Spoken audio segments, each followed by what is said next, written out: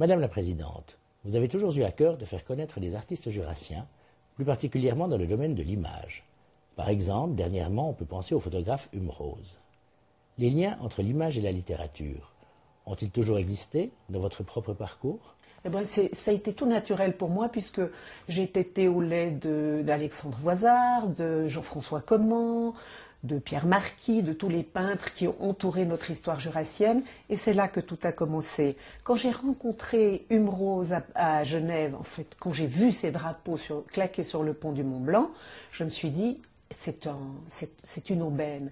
Là, Hume Rose allie le texte et la photo. Donc Hume Rose, oui, c'est un homme extraordinaire qui fait la synthèse entre la photographie et le texte, comme l'ont fait d'autres avant lui.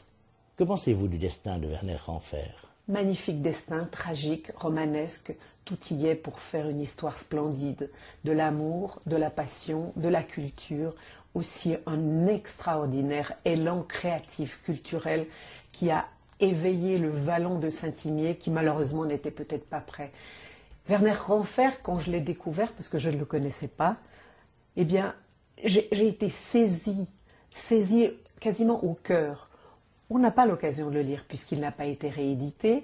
Il n'est pas encore disponible, il le sera bientôt grâce au travail de notre association, les Pôles.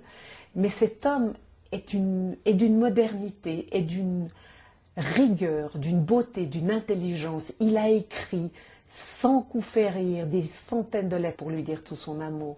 Il a travaillé comme rédacteur du Paysan jurassien en même temps qu'il rencontrait les plus grands esprits du monde. Il a fait venir Dulin, il a vécu à Paris, il a fui avec sa belle, il avait 23 ans, elle en avait 18, ce fut un scandale.